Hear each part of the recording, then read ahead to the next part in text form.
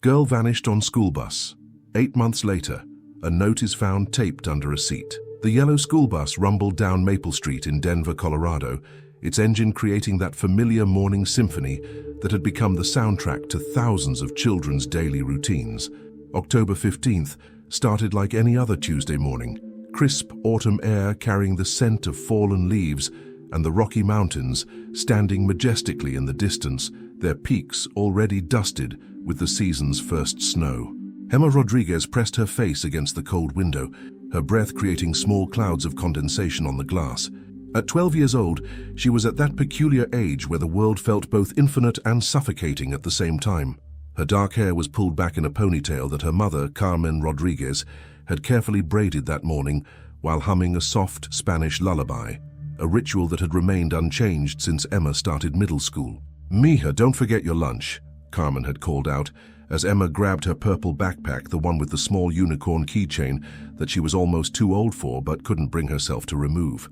The bus route through the residential neighborhoods of northeast Denver was as predictable as clockwork. Driver Janet Morrison had been running this route for 7 years, and she knew every stop, every child, and every parent by name. At 6:47 a.m. sharp, the bus pulled up to the Rodriguez family's modest 2-story house on Birch Avenue.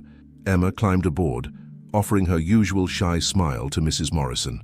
"Good morning, sweetie," the driver said warmly, adjusting her rearview mirror to keep an eye on her precious cargo. Emma made her way to her preferred seat, 3rd row from the back, right side, where she could watch the world wake up through the window. The bus continued its route, collecting children like a harvest of youth and dreams. Tommy Chen got on at Elm Street, followed by the Martinez twins at Oak Avenue.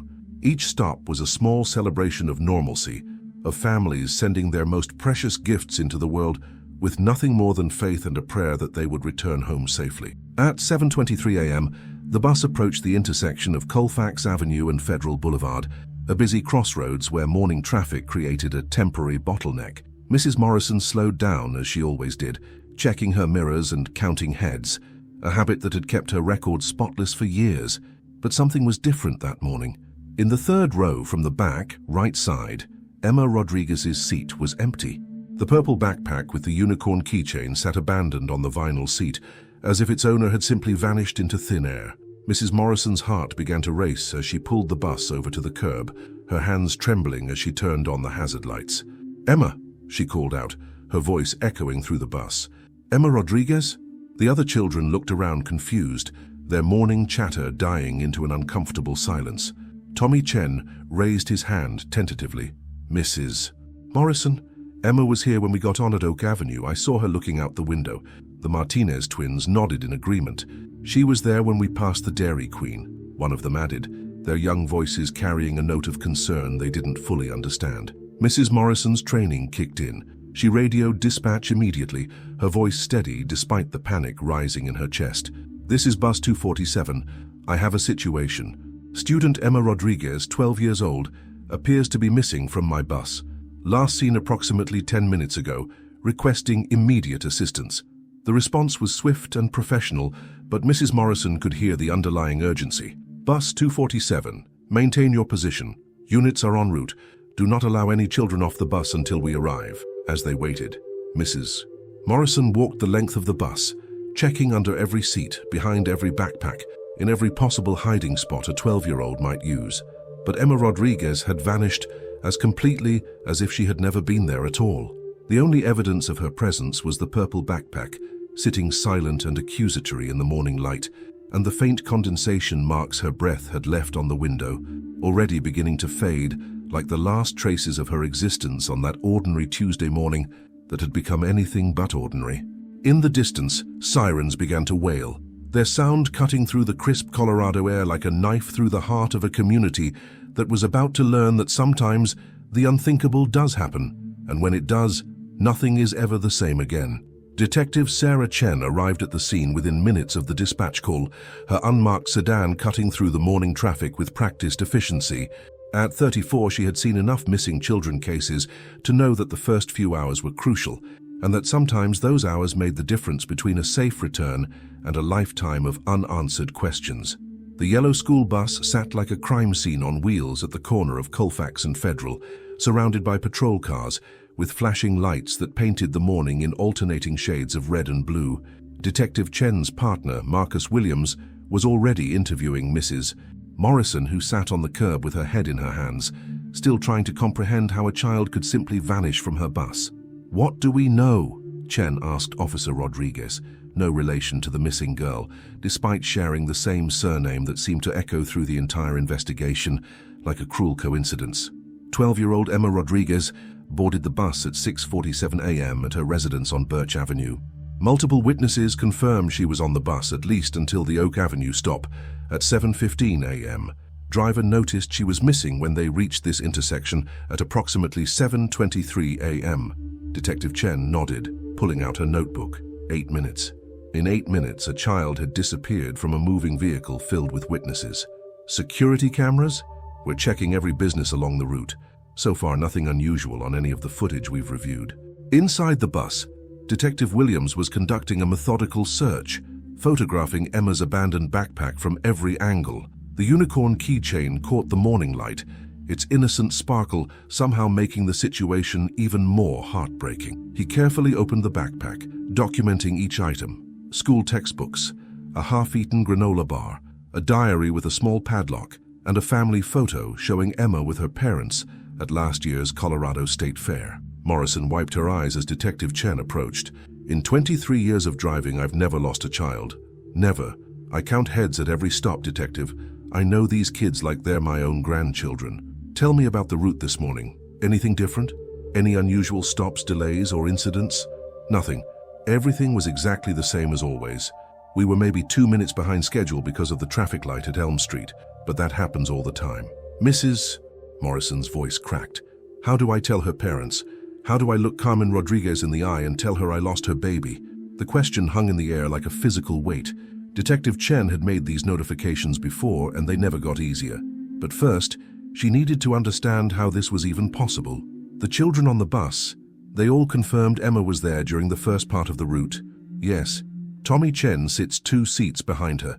He said she was looking out the window, same as always. The Martinez twins got on at Oak Avenue, and they remember seeing her then too. Detective Chen walked the length of the bus, studying the layout. Standard school bus, metal seats in rows, large windows, 2 emergency exits.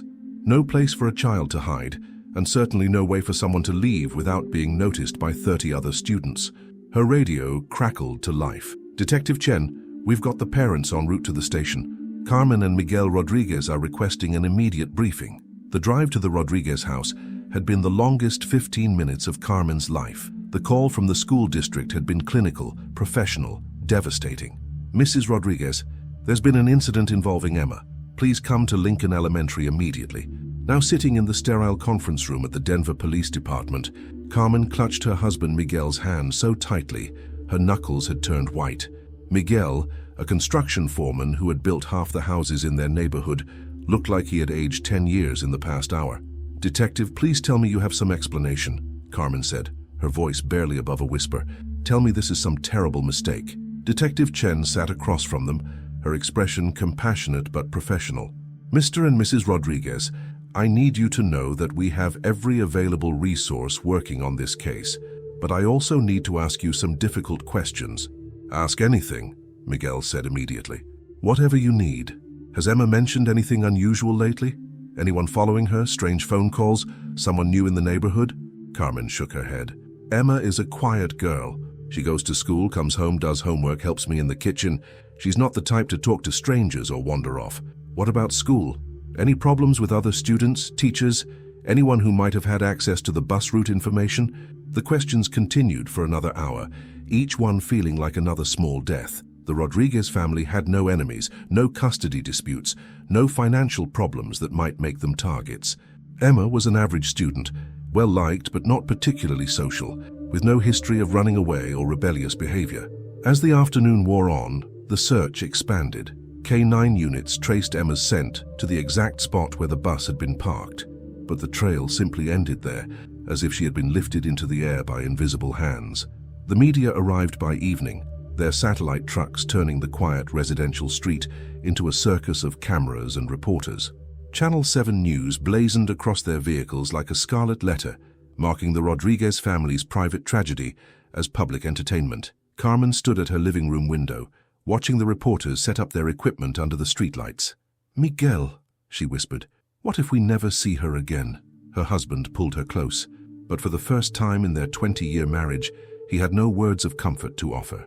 Outside, the search continued through the night, but with each passing hour, the mystery of Emma Rodriguez's disappearance seemed to deepen rather than resolve. Somewhere in the darkness, a 12-year-old girl was either dead or alive, safe or in danger, and the only certainty was that nothing would ever be the same again. June 15th, 8 months after Emma Rodriguez vanished into thin air, the case file had grown thick with dead ends and false leads.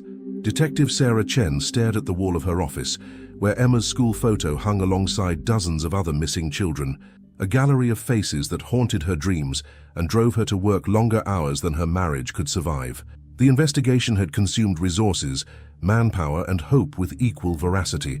They had interviewed every student on the bus, every parent in the neighborhood, every employee at the school district.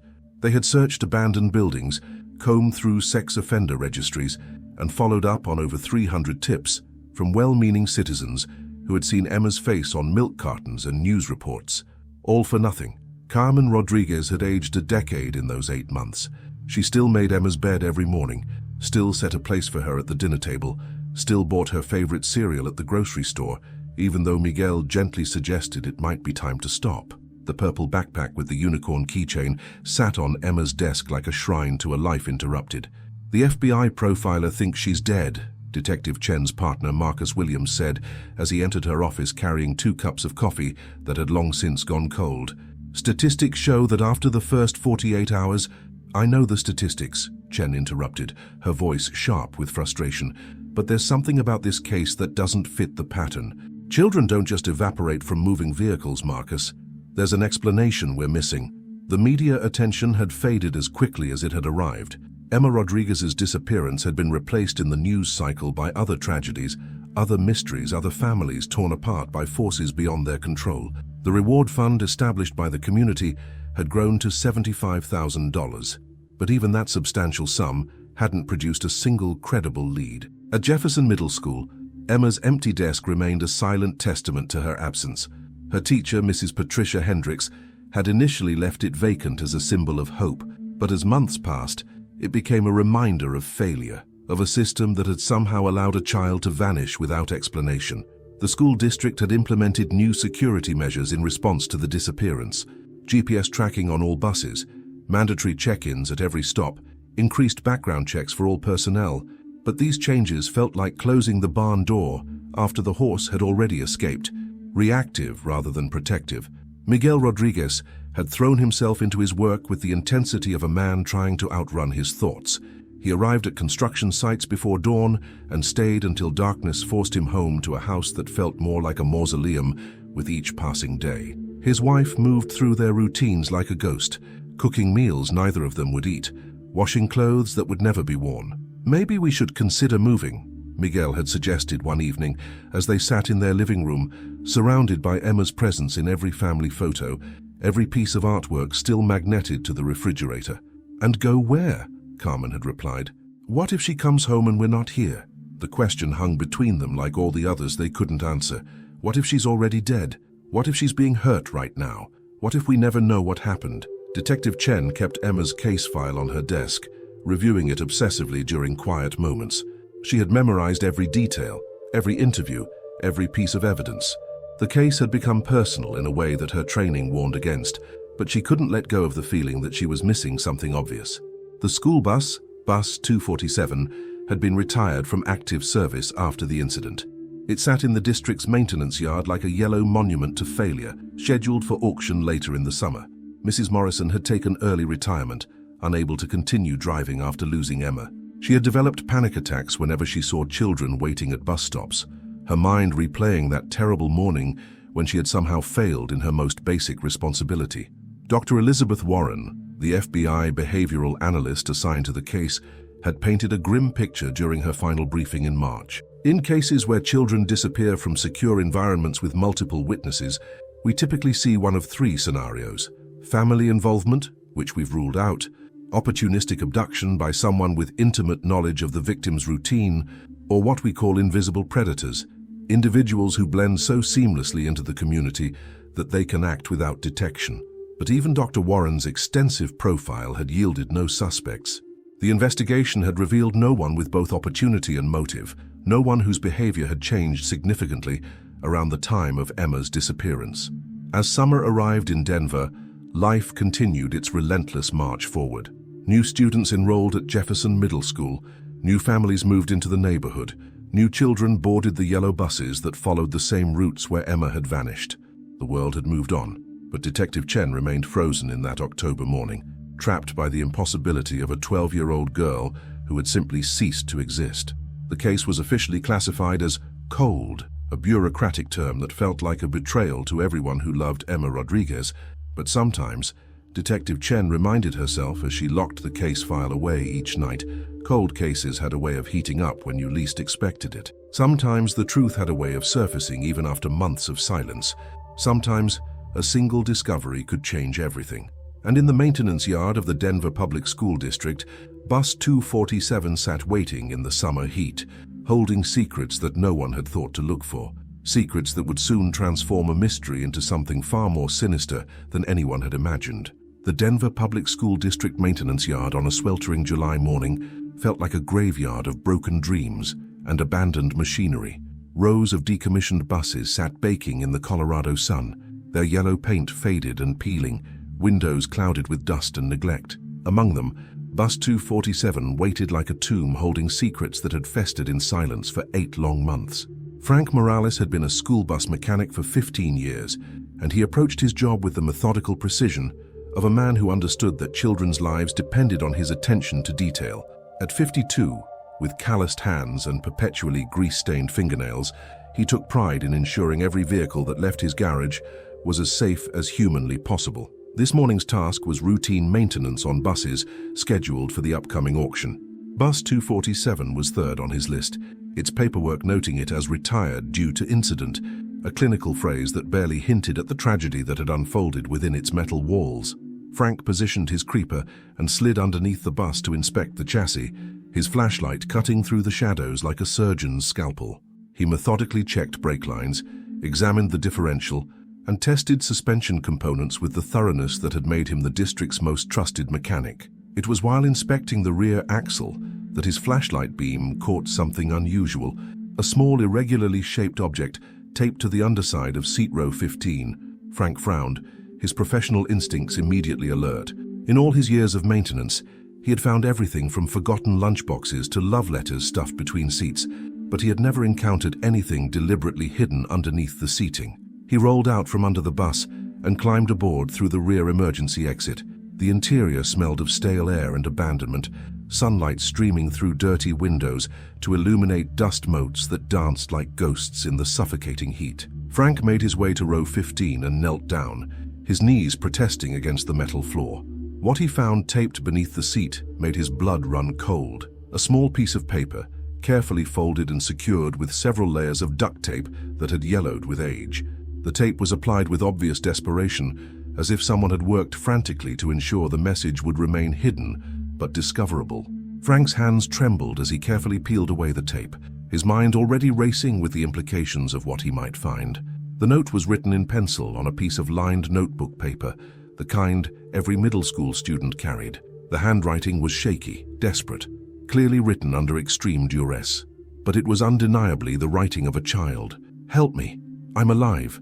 Blue house, dead end street. Bald man keeps me locked up. There are others. Please find us before it's too late. Emma Rodriguez."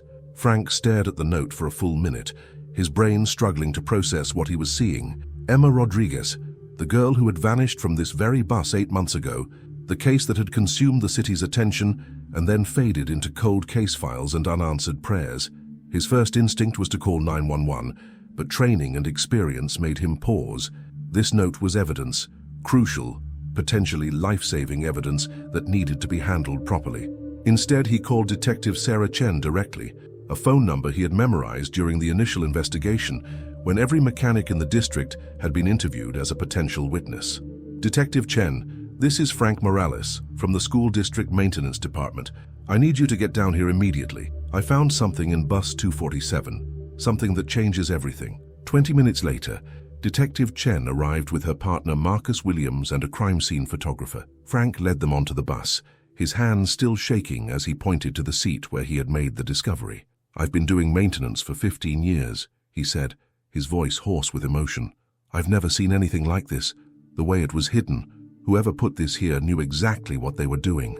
Detective Chen carefully examined the note through clear evidence gloves, her heart pounding as she read Emma's desperate plea. "Blue house, dead-end street, bald man keeps me locked up." The specificity of the details suggested this wasn't a hoax or false lead. "There are others," Williams read aloud, his voice grim. "Jesus Christ, Sarah.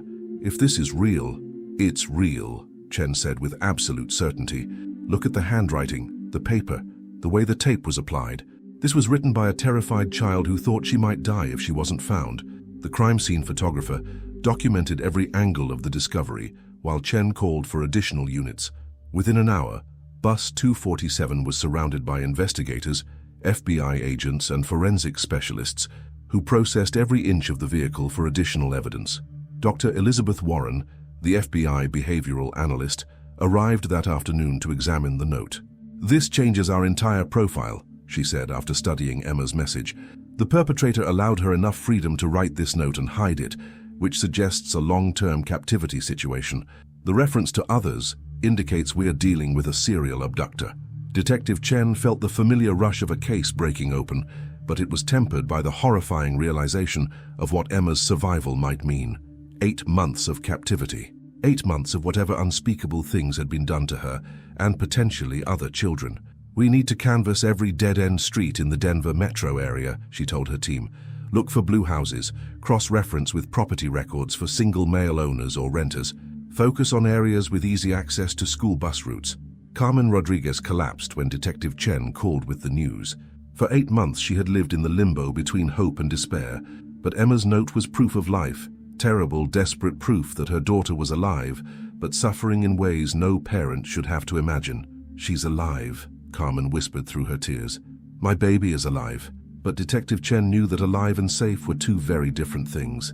Somewhere in Denver, in a blue house on a dead-end street, Emma Rodriguez and potentially other children were being held by a man who had managed to abduct a girl from a moving school bus without leaving a trace. The race to find them had just begun, and time was running out with each passing hour.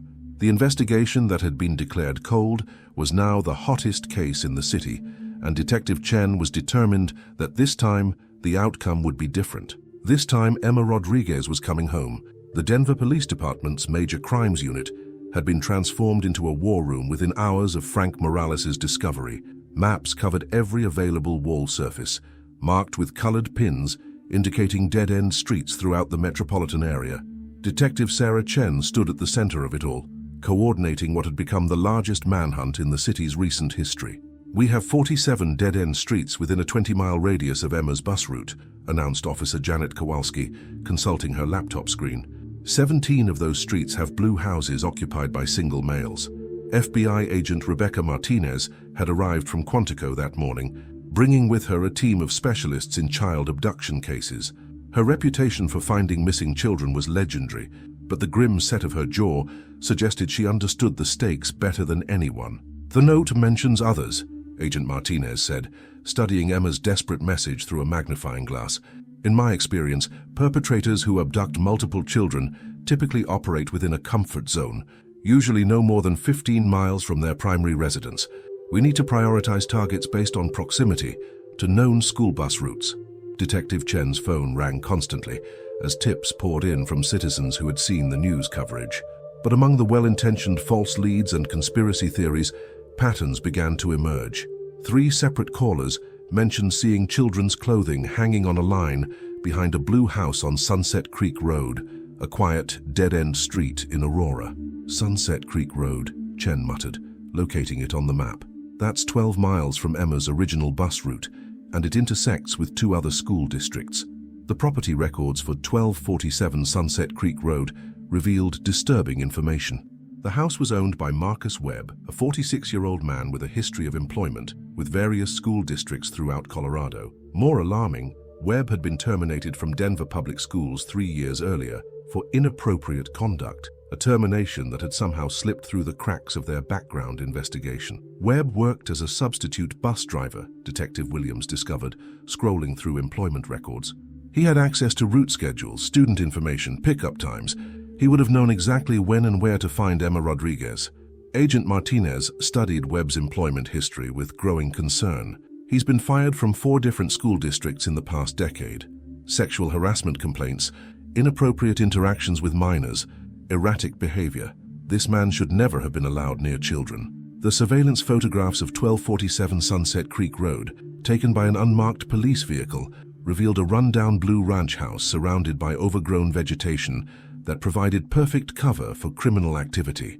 The windows were covered with heavy curtains, and a tall wooden fence enclosed the backyard, making observation nearly impossible.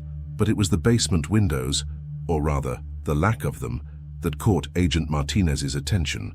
"Look at this," she said, pointing to the architectural details. "The basement windows have been boarded up from the inside. That's not normal home security. That's designed to prevent anyone from seeing in or getting out." Detective Chen felt her pulse quicken. Every instinct honed by years of police work told her they had found Emma's prison. But the legal requirements for a search warrant meant precious hours of paperwork and judicial approval, while children potentially suffered just miles away. "We need more than circumstantial evidence," District Attorney Patricia Vance reminded them during an emergency meeting. "A search warrant requires probable cause, and while the evidence is compelling, a good defense attorney could argue it's all coincidental." The breakthrough came from an unexpected source. Maria Santos, a postal worker who delivered mail to Sunset Creek Road, called the tip line with information that sent chills through the investigation team. "I've been delivering mail to that blue house for 2 years, Maria explained to Detective Chen over the phone. "Marcus Webb. He's a strange man, always watching from his windows when I come by. But what bothers me is the sounds I sometimes hear from the basement. Crying, banging, like someone's trapped down there." "Why didn't you report this before?" Chen asked, trying to keep the frustration out of her voice. "I thought maybe he had a dog or was watching TV loud. You hear weird things on postal routes, Detective. But when I saw Emma Rodriguez's picture on the news tonight and heard about the blue house on a dead-end street, I realized what I might have been hearing." The postal worker's testimony, combined with Webb's employment history and the specific details matching Emma's note, finally provided enough probable cause for a search warrant. Judge Patricia Morrison signed the order at 11:47 p.m., authorizing immediate entry to the property. As tactical units assembled in the darkness outside 1247 Sunset Creek Road, Detective Chen called Carmen and Miguel Rodriguez with an update that was both hopeful and terrifying. "We believe we found where Emma is being held," she said carefully.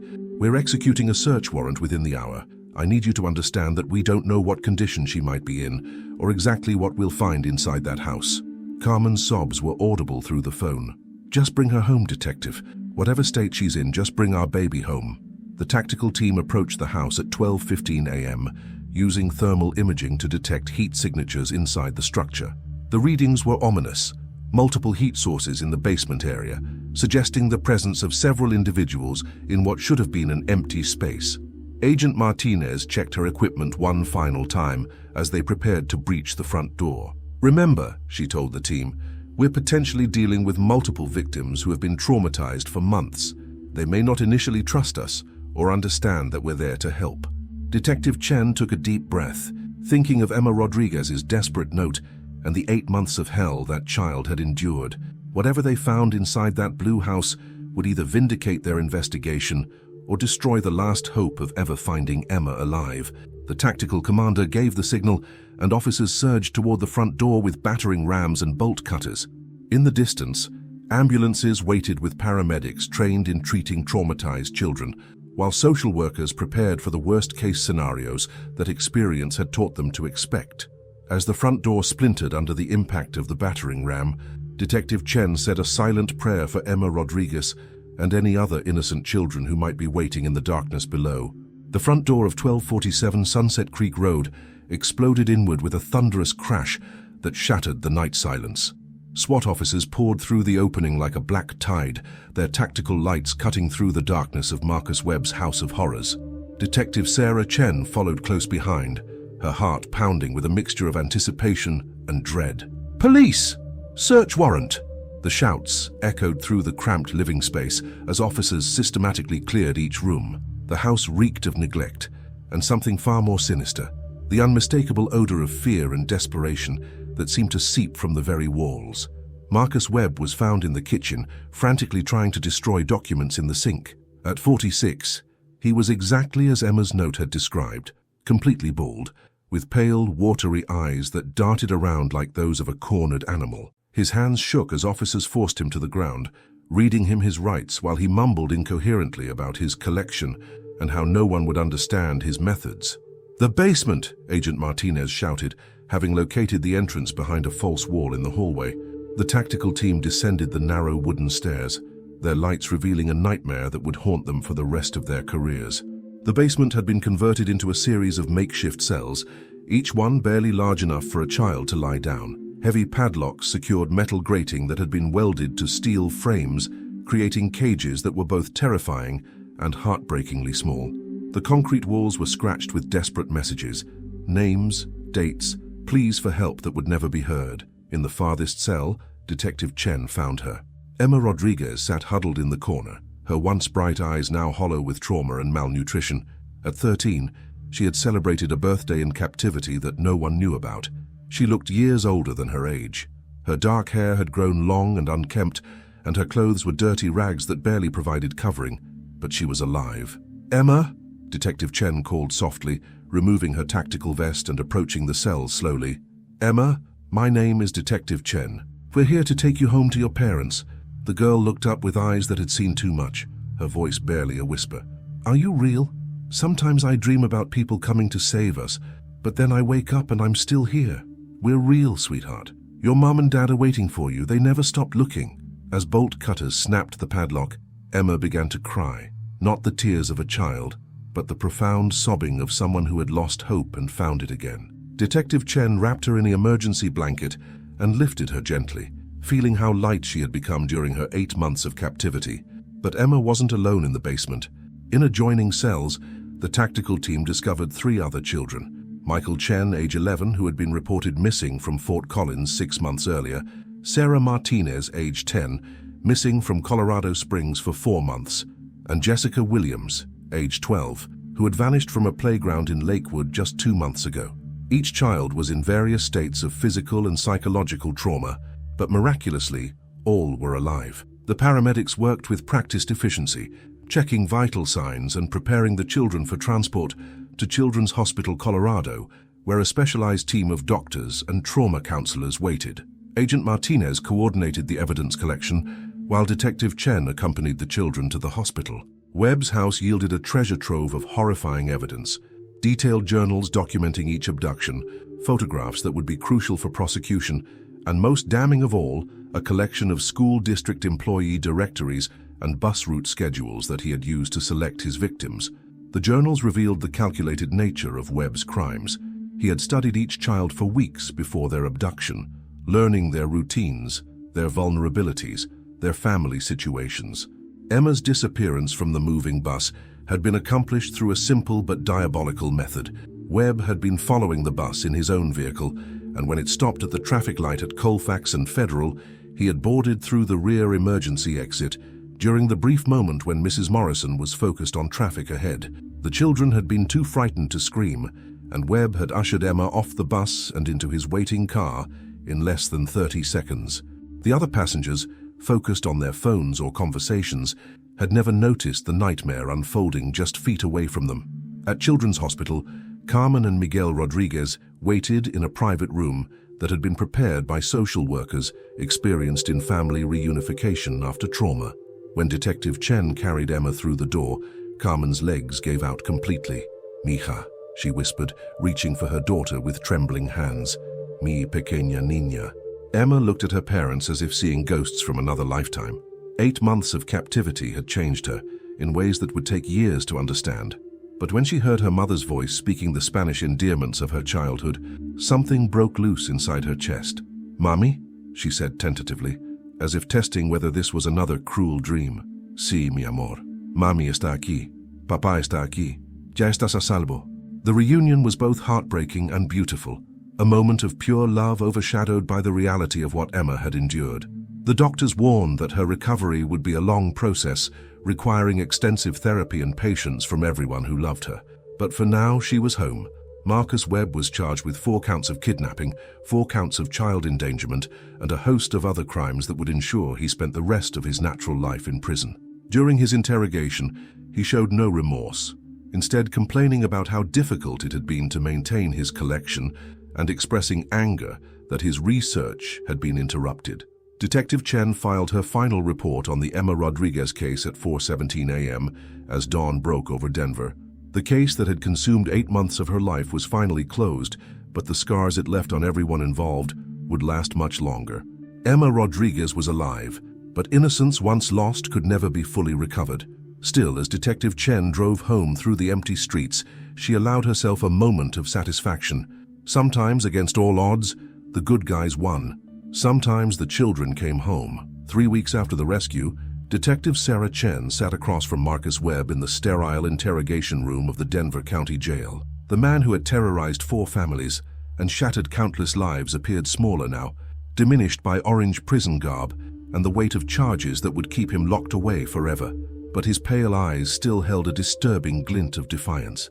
"You think you've solved everything," Webb said, his voice carrying an unsettling calm. "But you have no idea how deep this goes."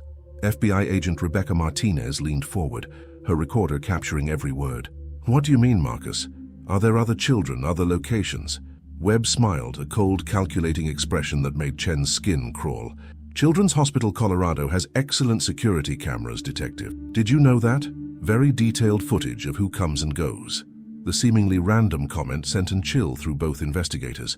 Agent Martinez exchanged a glance with Chen, both recognizing the implications of Webb's knowledge about the hospital where the rescued children were being treated.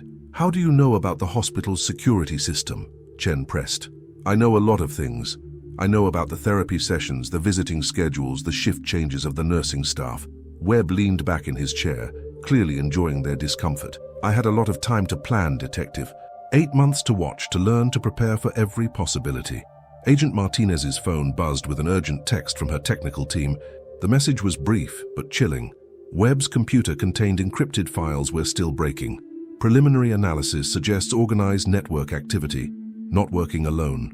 The investigation that Chen had thought was concluded was actually just beginning to reveal its true scope. Webb's journals, when examined more closely by FBI cryptographers, contained coded references to other individuals, other locations, and a network of child predators that stretched across multiple states.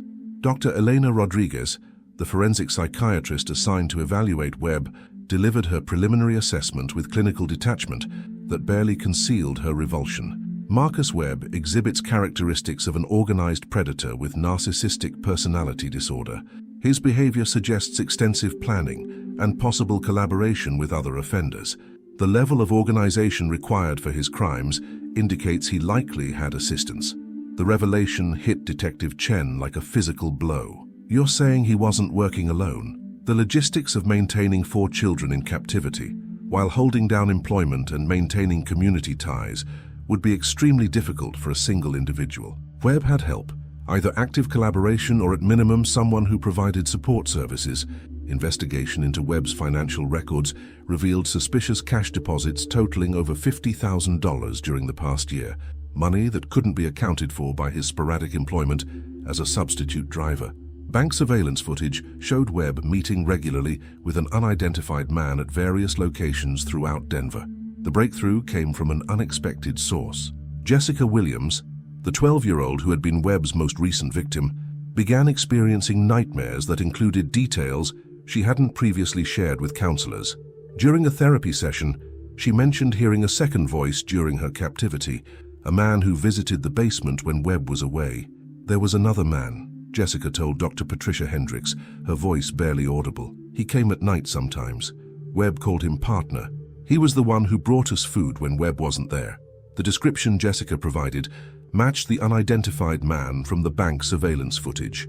Tall, approximately 50 years old, with graying hair and a distinctive scar across his left cheek. Agent Martinez coordinated with law enforcement agencies across Colorado, New Mexico, and Wyoming to investigate similar disappearances that might be connected to Webb's network. The pattern that emerged was terrifying in its scope and sophistication. 11 children had disappeared from school-related locations across the three-state region over the past 4 years.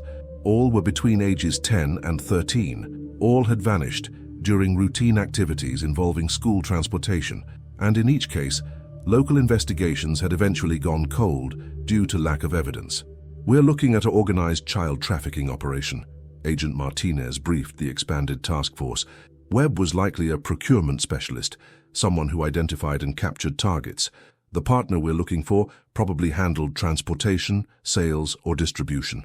The investigation revealed that Webb had been systematically terminated from school districts, not for random inappropriate behavior, but because he had been methodically infiltrating school systems to gain access to children and transportation schedules. Each termination had been handled quietly to avoid liability, allowing Webb to move to the next district without his pattern being detected. Emma Rodriguez, during her gradual recovery at Children's Hospital, began providing details that filled in crucial gaps in the investigation. The horror of her captivity was compounded by revelations about what Webb and his partner had planned for her and the other children. "There were people who came to look at us," Emma told Detective Chen during a carefully managed interview. "Webb would make us clean up and dress differently when they came. He told us we had to be good or we'd go somewhere much worse." The implication was clear. Webb and his partner had been preparing to sell the children to buyers who would take them even further from any hope of rescue. Computer forensic specialists finally cracked Webb's encrypted files, revealing a network of communication with child predators across the country. Email addresses, cryptocurrency transactions, and coded discussions about merchandise painted a picture of an operation that was far more extensive than anyone had initially imagined. Most disturbing were the references to the buyer in Phoenix and the collector in Las Vegas, individuals who had apparently purchased children from Webb's operation in the past. Detective Chen realized that while they had rescued Emma and the 3 other children from Webb's basement, they had likely interrupted a much larger criminal enterprise. Somewhere, other children who had been sold through this network remained missing, their fates unknown. "We need to expand this investigation nationally," Agent Martinez declared. Emma Rodriguez's note didn't just save 4 children, it exposed a trafficking network that's been operating for years. As Webb sat in his jail cell awaiting trial, the investigation he had triggered continued to grow. Phone records revealed calls to numbers in 6 different states. Financial records showed wire transfers to accounts in Nevada, Arizona, and New Mexico. The case that had begun with one girl's disappearance from a school bus had uncovered a criminal conspiracy of staggering proportions. Emma Rodriguez was safe, but the nightmare was far from over. And somewhere in America, Marcus Webb's mysterious partner was still free, still dangerous, and still selling children to the highest bidder. The Denver Public Schools Administration building buzzed with nervous energy as FBI agents executed search warrants throughout the complex. Agent Rebecca Martinez had made a disturbing connection that sent shockwaves through the entire investigation. Webb's mysterious partner wasn't just connected to the school system, he was embedded within it at the highest levels.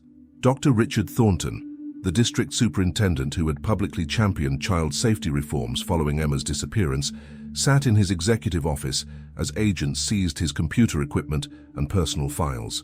The man who had appeared on news programs calling for justice for Emma Rodriguez was, according to mounting evidence, the very predator who had helped orchestrate her nightmare.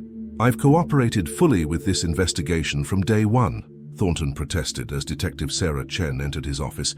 "This is clearly some kind of mistake," but the evidence suggested otherwise. Financial forensics had traced the mysterious deposits in Webb's accounts directly to shell companies controlled by Thornton. More damning were the encrypted communications found on Webb's computer, which revealed planning sessions for abductions that could only have been coordinated by someone with administrative access to student records and transportation schedules. The breakthrough had come from an unlikely source, Mrs. Janet Morrison, the bus driver who had retired early after Emma's disappearance. Haunted by guilt and unable to sleep, she had been reviewing every detail of that October morning when she remembered something that hadn't seemed significant at the time. "Dr. Thornton called me personally the night before Emma disappeared," she told Agent Martinez during a phone interview. "He said there might be route changes the next day and asked me to confirm my pickup times. I thought it was unusual for the superintendent to call drivers directly, but I assumed he was just being thorough. The call had given Thornton the precise timing he needed to coordinate Webb's interception of the bus. While Webb executed the actual abduction, Thornton had been tracking the bus's location using the district's GPS monitoring system, ensuring that Webb would be in position at the exact moment when traffic conditions created the perfect opportunity. Investigation into Thornton's background revealed a pattern of manipulation that had been hidden behind a facade of educational leadership. Over his 12-year tenure as superintendent, 17 children had disappeared from various schools in his district, a statistical anomaly that had somehow never triggered a comprehensive investigation. Thornton was the perfect inside man, Agent Martinez explained to the expanded task force. He had access to every student's personal information, family circumstances, transportation schedules, and disciplinary records. He could identify vulnerable targets and provide Webb with everything needed for successful abductions. The scope of their operation was staggering. Computer evidence revealed that Thornton and Webb had been selling children to buyers across the country for over 4 years, generating hundreds of thousands of dollars in profits. The buyers were wealthy individuals who paid premium prices for children with specific characteristics: age, appearance, family stability, and likelihood of being missed by the community. Emma Rodriguez had been selected not randomly, but because she fit a specific order from a buyer in Phoenix who had requested a Hispanic female, 13 years old, from a stable 2-parent household. The clinical nature of the selection process made the crimes even more horrifying. Dr.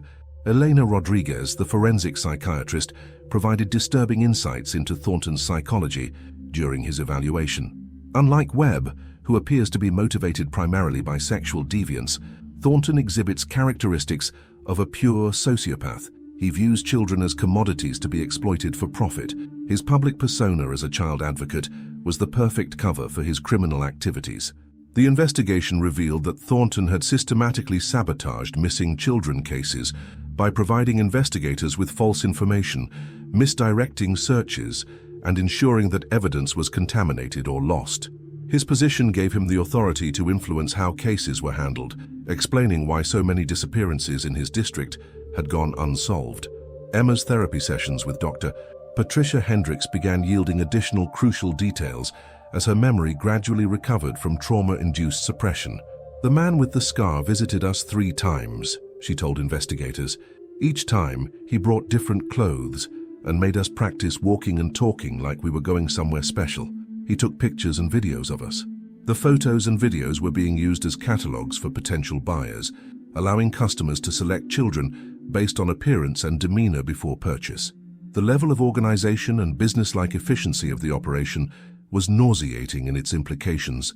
Thornton's arrest at his exclusive Cherry Hills home was captured by news helicopters that had been tipped off by the FBI.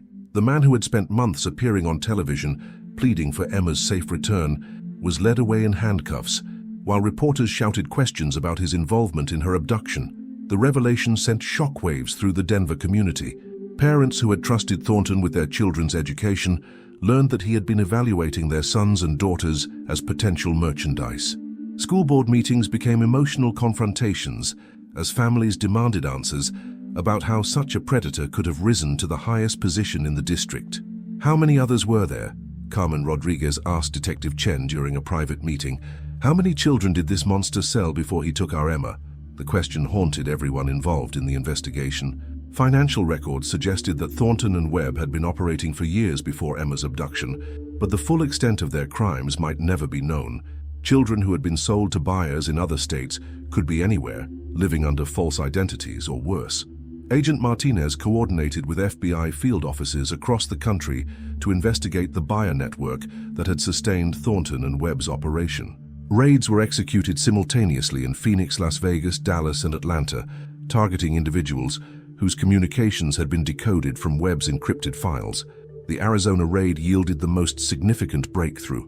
In a compound outside Phoenix, agents discovered 2 children who had been purchased from Thornton's network: Amy Chen, missing from Denver for 2 years, and David Martinez, who had vanished from Colorado Springs 18 months earlier. Both children were alive but severely traumatized, their rescue providing hope that other victims of the trafficking network might still be recoverable. As Thornton was processed into the federal detention system, he maintained his innocence despite overwhelming evidence. But his arrest had effectively dismantled the leadership of one of the most sophisticated child trafficking operations in recent memory. The investigation was far from over, but Detective Chen felt a grim satisfaction as she watched Thornton's mugshot being broadcast on news programs across the country. The man who had used his position of trust to exploit children would spend the rest of his life paying for his crimes. Emma Rodriguez had not only survived her ordeal, her courage in writing that desperate note had exposed a network of predators and potentially saved dozens of other children from similar fates. Sometimes, Chen reflected, justice came from the most unexpected places. Sometimes it came from the hand of a terrified 12-year-old girl who refused to give up hope. 6 months after the arrests of Marcus Webb and Dr. Richard Thornton, the Colorado State Capitol building hosted emergency hearings that would reshape child protection protocols across the nation. The Emma Rodriguez case had exposed systemic failures so profound that federal legislators were demanding comprehensive reform of how schools handled employee background checks and missing children investigations. Senator Maria Castellanos, chair of the Senate Judiciary Subcommittee on Child Protection, presided over hearings that drew national media attention. "The question before us today," she announced to the packed chamber, "is not just how two predators managed to exploit our educational system, but how our institutions failed so catastrophically to protect the children entrusted to their care." Detective Sarah Chen testified about the investigation's most disturbing revelation. Thornton and Webb's operation had been enabled by a culture of silence and bureaucratic negligence that prioritized institutional reputation over child safety. Her testimony was damning in its specificity. Dr. Thornton was terminated from 2 previous school districts for inappropriate conduct with minors, Chen told the committee. Both terminations were handled quietly, with sealed personnel files and confidential settlement agreements. When Denver Public Schools hired him, they never received information about his history because the previous districts were legally prohibited from disclosing it. The practice of passing the trash, quietly moving problematic employees from one district to another without disclosure, had created a perfect environment for predators to operate. Webb himself had been fired from 4 different school systems, yet each time he was able to find employment elsewhere because his previous employers were reluctant to document or share the reasons for his termination. Carmen Rodriguez's testimony brought the human cost of these failures into sharp focus. Sitting at the witness table with Miguel beside her, she spoke with quiet dignity about the long-term impact on their family. "Emma is alive, and for that, we are grateful beyond words," Carmen said, her voice steady despite the tears in her eyes. "But the Emma who came home to us is not the same little girl who got on that school bus 13 months ago. She wakes up screaming. She can't be in small spaces. She's afraid of men with uniforms, including police officers who saved her life." The psychological evaluation report submitted to the committee painted a devastating picture of trauma that would require years of therapy to address. Dr. Patricia Hendricks, Emma's primary counselor, testified about the long-term effects of prolonged captivity on developing minds. Emma suffers from complex post-traumatic stress disorder, dissociative episodes, and severe anxiety that manifests in both social and academic settings, Dr. Hendricks explained. She has lost 13 months of normal childhood development at a crucial stage of her life. The impact of this trauma will affect her relationships, her education, and her ability to trust for decades to come. But Emma's case was not unique. The committee heard testimony about the other children rescued from Thornton and Webb's network, each dealing with their own constellation of trauma-related disorders. Amy Chen, recovered from the Phoenix Buyer, had been so psychologically conditioned by her captivity that she initially resisted rescue, believing her captors' threats that police would hurt her. The financial investigation revealed the staggering scope of the trafficking network. FBI forensic accountants testified that Thornton and Webb had generated over $2.3 million in profits over 4 years, selling children to buyers in 12 different states. The buyers ranged from individual predators to organized rings that specialized in different types of exploitation. Agent Rebecca Martinez provided chilling details about the buyer network that had sustained the operation. "We identified 47 individuals who purchased children through Thornton and Webb's organization. Ages of buyers ranged from 32 to 78. Occupations included business executives, retired teachers, medical professionals, and even a federal judge who is now under investigation. The revelation that a federal judge had been among the buyers sent shockwaves through the legal community and prompted calls for comprehensive background investigations of all federal appointees.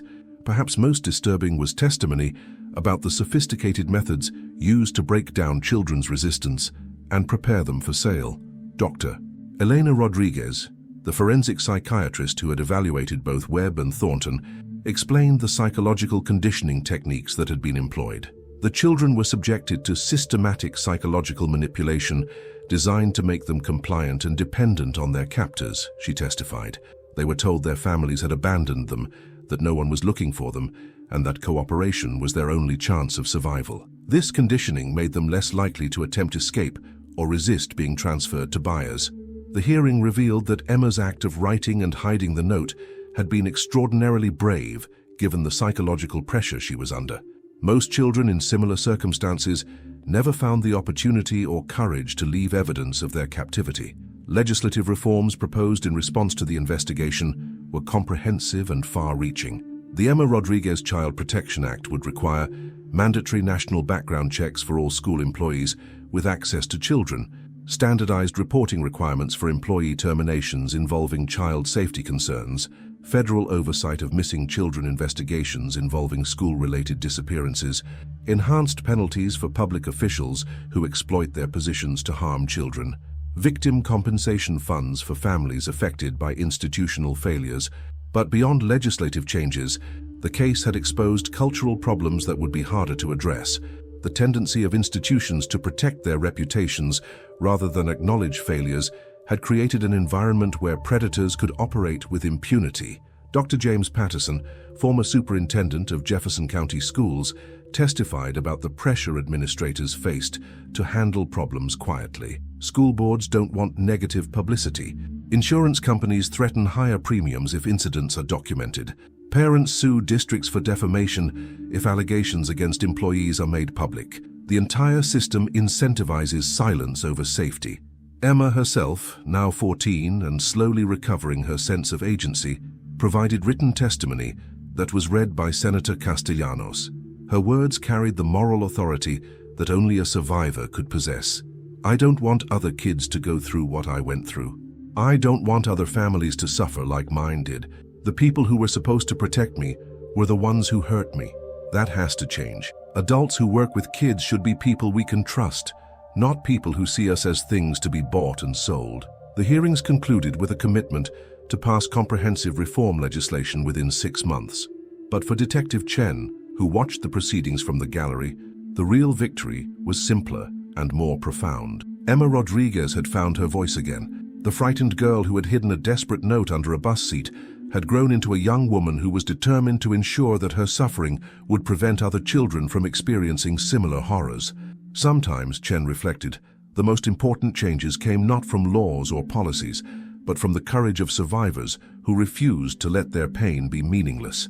Emma Rodriguez had not just survived her ordeal, she had transformed it into a force for protecting other children. That, more than any arrest or conviction, represented true justice. 2 years after that October morning, when Emma Rodriguez vanished from Booth 247, she stood before Jefferson Middle School as a 15-year-old sophomore, clutching her new purple backpack, one without a unicorn keychain, but with a small silver locket containing photos of the other children who hadn't made it home. The Emma Rodriguez Child Protection Act had been signed into law 6 months earlier, creating the most comprehensive child safety reforms in American history. But for Emma, the real victory wasn't measured in legislation or policy changes. It was measured in smaller, more personal triumphs that marked her journey back to herself. Detective Sarah Chen watched from her unmarked car as Emma walked through the school's front entrance, surrounded by the discreet security measures that had become standard in schools across the country. Metal detectors, enhanced background checks, and real-time tracking systems were now as common as lockers and lunch lines. "She looks good," Detective Chen said into her radio, speaking to Agent Rebecca Martinez, who was coordinating Emma's ongoing protection detail. Despite the arrests and convictions, the investigation had revealed buyer networks that extended internationally, and some of Webb and Thornton's former clients remained at large. Emma's recovery had been neither linear nor complete. Dr. Patricia Hendricks, her therapist, had warned the Rodriguez family that healing from complex trauma was a lifelong process, not a destination. There were still nights when Emma woke up screaming, still moments when unexpected sounds or shadows triggered flashbacks to the basement on Sunset Creek Road. But there were victories too. Emma had testified via video link at Webb's trial, her clear, steady voice describing her captivity in terms that left the courtroom in stunned silence. Marcus Webb had been sentenced to life without parole, while Dr. Richard Thornton received 4 consecutive life sentences, a symbolic acknowledgement that some crimes were so heinous they demanded ultimate punishment. The other children rescued from the network had achieved varying degrees of recovery. Amy Chen, found in Phoenix after 2 years of captivity, had returned to school but struggled with severe anxiety disorders. David Martinez had been reunited with his family but required ongoing residential treatment for trauma-induced behavioral issues. Michael Chen, Sarah Martinez, and Jessica Williams, Emma's fellow survivors from the basement, had each found their own paths to healing. They maintained contact through a support group facilitated by the FBI's Victim Services Division, bound together by experiences that no one else could fully understand. Carmen Rodriguez had become an unlikely activist, traveling to speaking engagements across the country to advocate for missing children and their families. Her testimony before Congress had been instrumental in passing the federal legislation that now bore her daughter's name. "I never wanted to be the mother of a missing child," Carmen told audiences at law enforcement conferences and parent safety meetings. "But since I'm determined to use that experience to protect other families from going through what we endured." Miguel Rodriguez had struggled more privately with his daughter's ordeal. The construction foreman who had always solved problems with his hands found himself helpless against an enemy he couldn't build walls to keep out.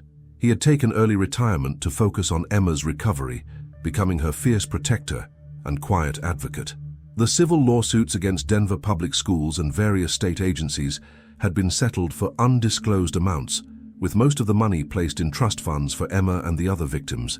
But the financial compensation could never restore what had been taken from them, the innocence and security that should have been every child's birthright. Frank Morales, the mechanic who had discovered Emma's note, had become something of a hero in law enforcement circles. His methodical attention to detail had not only saved 4 children, but exposed a criminal network that had victimized dozens of others. He continued working in the school district's maintenance department, but now his inspections carried added weight. He was looking not just for mechanical problems, but for any sign that predators might be exploiting the system again. Mrs. Janet Morrison, the bus driver who had carried the guilt of Emma's disappearance for months, had eventually returned to work after extensive counseling. She drove a different route now, but every morning she counted heads with the obsessive precision of someone who understood that children's lives depended on her vigilance. The bus routes themselves had been revolutionized by technology. GPS tracking, panic buttons, and live streaming cameras now monitored every school transportation vehicle in real time. The days when a child could simply vanish from a moving bus were, hopefully, forever in the past. As Emma navigated her first day of sophomore year, she carried with her not just the scars of her captivity, but the knowledge that her survival had meaning beyond her own life. The Emma Rodriguez Foundation, established with funds from the legal settlements, now provided support services for families of missing children and funded research into child protection technologies. Detective Chen received regular updates on Emma's progress from her protection team, but she hadn't spoken to the girl directly in over a year. The case that had consumed 2 years of her career had officially closed with the final conviction in the Bayer network, but Chen knew that in many ways it would never really end. At 3:15 p.m., as Emma emerged from Jefferson Middle School with her classmates, Detective Chen felt a familiar tightness in her chest. The protective detail would follow Emma home, just as they had every day for the past year. The threat level had been reduced, but it would never disappear entirely. Emma Rodriguez was alive, free, and building a future, despite the attempts of monsters to destroy her childhood. She was taking advanced placement classes, participating in debate team, and even dating, carefully, with extensive background checks that her protective detail conducted on anyone who showed romantic interest. But more importantly, she was using her voice. Emma had testified before the United Nations Commission on Child Rights, spoken at international conferences on human trafficking, and become the face of survivor advocacy. Her message was simple but powerful. Children who survive these ordeals are not broken. They are warriors who have fought battles that most adults cannot imagine. As Detective Chen drove away from Jefferson Middle School, she reflected on the case that had changed her career and in many ways her life. The investigation had exposed systemic failures, brought down a criminal network, and resulted in comprehensive reforms that would protect countless children in the future. But the real victory was much simpler. Emma Rodriguez was home, safe, and building a life that honored not just her own survival, but the memory of children who hadn't been as fortunate. Sometimes, Chen thought, as she watched Emma disappear into the afternoon crowd of teenagers, justice wasn't about punishment or revenge. Sometimes it was about making sure that a girl who had been seen as merchandise could grow up to become a voice for change. Emma Rodriguez had not just survived her ordeal, she had transformed it into hope for other children who might face similar dangers. In the end, that was the most important victory of all. The girl who had once been lost had found her way home, not just to her family, but to her purpose in the world.